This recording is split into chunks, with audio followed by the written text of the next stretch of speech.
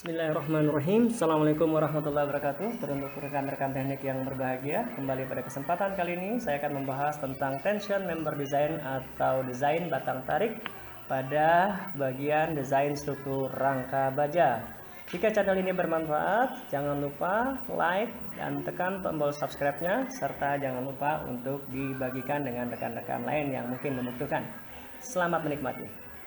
Pada pembahasan kali ini mengenai batang tarik atau tension member design, kita mengawali dengan kurva tegangan-regangan material baja atau stress strain curve, kemudian gaya-gaya dalam atau free body diagram, kemudian angka kelangsingan slenderness ratio, serta perbandingan antara allowable strength design ASD versus load resistance factor design ya. Dalam beberapa referensi SNI menyebut ini sebagai ASD adalah DKI desain kekuatan izin dan LRFD adalah desain faktor beban kerja atau DFBK.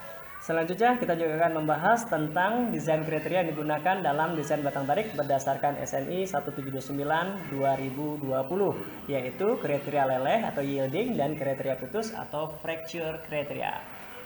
Pada video kali ini juga akan dilengkapi sebuah contoh ya untuk desain batang tarik. Berikut diberikan kurva tegangan-regangan dari baja. Kurva tegangan-regangan atau stress strain curve ini dihasilkan dari hasil pengujian tarik ya uniaksial menggunakan alat yang namanya universal test machine sebagaimana yang ditampilkan ya. Kemudian spesimen juga baja ya diatur sedemikian rupa oleh American Standard Test Material E8M. Di sini akan dapatkan bahwa ada fase elastis ya yang berakhir pada tegangan leleh atau FY, kemudian naik ya sampai kepada tegangan puncak ya. Proses naiknya disebut strain hardening, tegangan puncak disebut sebagai tegangan ultimate atau ultimate stress. Dalam desain tentu saja kita membutuhkan parameter-parameter ini yaitu tegangan leleh dan tegangan ultimate untuk desain batang tarik. Untuk melakukan desain batang tarik, maka terlebih dahulu kita harus melakukan analisis struktur sehingga diperoleh gaya-gaya dalam ya. Untuk struktur rangka tentu saja gaya dalamnya berapa gaya batang tarik dan gaya batang tekan ya. Nah, dalam pembahasan kali ini gaya batang tarik dihasilkan oleh diagram batang normal ya atau axial force diagram kalau pada salah satu aplikasi atau dengan metode-metode lain seperti Cremona, titik buhul, Ritter dan lain sebagainya. Maka yang berwarna kuning adalah desain batang tarik. Di sini juga kita bisa dapatkan output berupa tabel dan besarannya. Dan ada catatan di sini bahwa pada struktur rangka tidak ada gaya lain selain gaya normal ya. Jadi gaya lintang, torsi maupun momen di sini adalah 0. Bagaimana yang telah diatur oleh SNI 1779-2020 atau pada sumber aslinya American Institute of Steel Construction 2016, angka kelangsingan batang pada masing-masing desain batang tarik dan batang tekan juga tetap diperhitungkan. Nah, di sini kita hanya akan mengecek bahwa jangan sampai batang yang kita peroleh pada desain batang tarik itu melampaui dari angka kelangsingan untuk struktur rangka ya. Dan berikan biasanya nilainya harus lebih kecil sama dengan 300 ya. Beberapa referensi ada yang menyebutkan juga 250. Angka kelangsingan itu sendiri juga bisa Anda lihat bahwa merupakan perkalian antara konstanta atau koefisien dari jenis dukungan. Kalau kita menggunakan baut yaitu sendi sama dengan 1. Kalau kita menggunakan jepit dia 0,5. Kalau dia gabungan sendi jepit 0,7 atau 0,67. Kemudian L adalah panjang batang dan I adalah jari-jari girasi sebagaimana yang Anda cantumkan dalam sebuah tabel radius of gyration ya. Kalau beberapa referensi ada yang menyebutkannya I, ada juga yang mengatakan R. Terdapat dua jenis desain yang digunakan pada SNI 1729-2020 ya, yaitu allowable strength design atau DKI desain kekuatan izin dan load resistance factor design atau desain faktor beban kerja yang disingkat dengan DFBK. Sederhananya bahwa yang kita bandingkan adalah kapasitas beban, kapasitas batang dalam menahan atau menerima beban tarik yang kita sebut nanti sebagai beban nominal atau P nominal, di mana beban itu secara formula matematisnya adalah gaya dikalikan tegangan. Nah, di sini nanti kita akan menggunakan bahwa gaya atau tegangan ya, tegangan yang diberikan di sini adalah tegangan yang tergantung pada properties material baja sesuai dengan tipikal jenis bajanya, yaitu tegangan leleh dan tegangan ultimate. Masih dalam pembahasan tentang kriteria desain, bahwa pada desain batang tarik kita mengenal dua tipe kriteria desain. Yang pertama adalah kriteria leleh atau yielding kriteria. Di sini menggunakan faktor faktor reduksi 1,67 omega ya. Untuk allowable strength design atau DKI ya, kita bisa lihat bahwa kalau untuk yield kriteria itu adalah 1,67 ya, di mana beban nominal yang kita dapatkan ya dengan mengalihkan tegangan leleh ya, kita kalikan dengan luas tampang kotor, itu adalah kita bagi lagi dengan atau reduksi dengan membagi 1,67. Sedangkan kalau pada DFBK ya, desain faktor beban kerja, itu adalah 0,90. Begitu juga untuk kriteria kedua, kriteria putus ya, omeganya ada 2,0 untuk ASD dan 0,75 theta untuk DFBK. Untuk memudahkan pemahaman kita, berikut diberikan sebuah contoh desain batang tarik berdasarkan SNI 1729 2020 ya. Batang tarik yang kita pilih adalah profil siku equal ya, profil siku simetris L75 x 75 x 12 yang terhubung dengan sebuah plat buhul dengan baut berukuran 16 mm ya. M16 mm ini sudah standar ya. Kemudian tipe baja yang dipilih adalah BJ37. Beban yang bekerja berturut-turut, beban mati adalah 70 kN dan beban hidupnya adalah 150 kN. Nah, di sini diminta untuk menentukan loss efektif itu ditentukan berdasarkan faktor shear leg-nya ya, atau geser pada kakinya itu dengan menggunakan faktor shear leg U ya.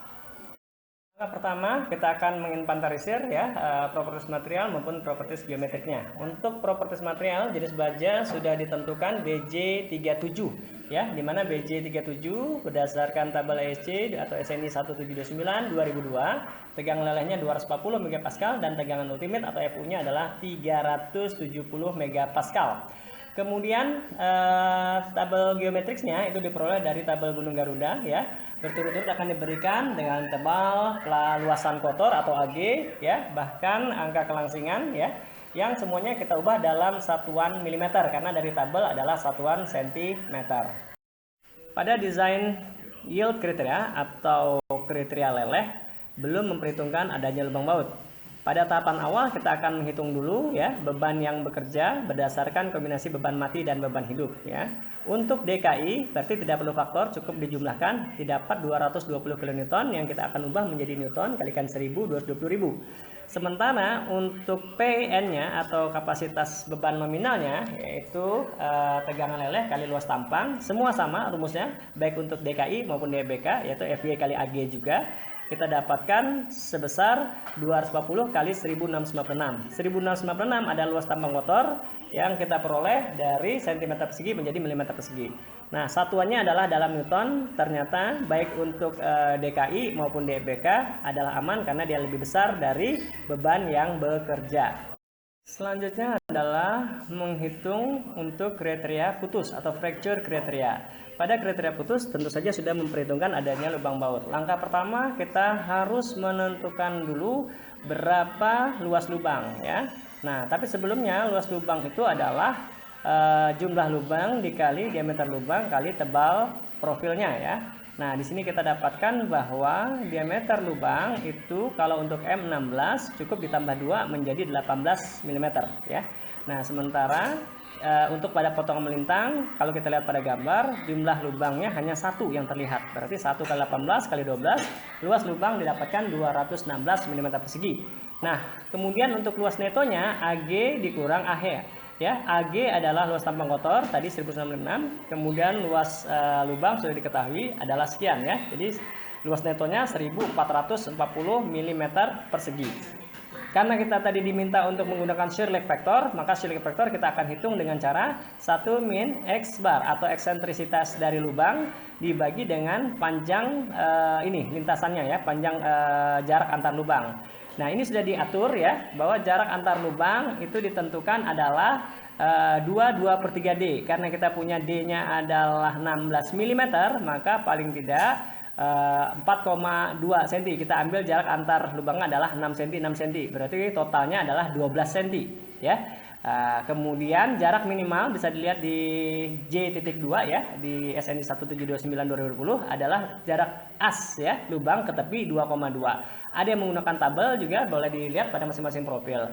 2,2 dibagi 12, kemudian nanti 1 dikurang ini kita dapatkan shear lag faktor 0,853. Shear lag faktor ini kita kalikan nanti menjadi ke A efektif ya, setelah kita kalikan dengan A neto, luas lubang neto ya, sehingga kita pakai untuk desain adalah 1228,75 mm persegi. Jadi sudah dikurangin lagi dengan shear lag factor. Desain sama ya, tetapi pada fracture kita tidak menggunakan tegangan leleh, kita menggunakan tegangan ultimate dan luasan efektif. Nah, untuk DKI kita bagi 1,67, sementara untuk DFBK atau LRFB kita kalikan dengan 0,75. Langkah terakhir adalah menentukan panjang batang profil ya, dimana sebelumnya kita sudah menentukan aman atau tidaknya dari penggunaan profil L75x75x12 dengan menggunakan dua desain tadi ya, DKI dan LRFD ya.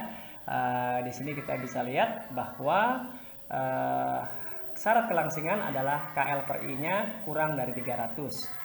Nah, karena tadi I-nya sudah diketahui atau radius of girasinya 22,22 berdasarkan tabel yang diberikan oleh Gunung Garuda, kita dapatkan panjangnya adalah 6.666,66 mm. Kita boleh menggunakan panjang batang di bawahnya. Pada kasus ini saya ambil panjang batang 3 meter dan nanti disesuaikan dengan core-nya. Artinya apa? Tidak boleh lebih dari 6.666 karena nanti akan ada efek dari faktor kelangsingan. Sebagai bahan bacaan lebih lanjut, teman-teman bisa membaca ESC 2016 ya, kemudian SNI 179-2020 atau Steel Design karya William T. Segue ya. Kalau karya William T. Segue masih menggunakan, yang ada di sini masih menggunakan American Institute Steel Construction 2010 atau di kita SNI 179-2015. Sebagai bahan bacaan yang bisa saya sampaikan, semoga bisa dapat memberikan pemudahan pemahaman terhadap desain struktur batang tarik pada struktur rangka baja. Jangan lupa tekan tombol subscribe-nya, like and share jika channel ini bermanfaat.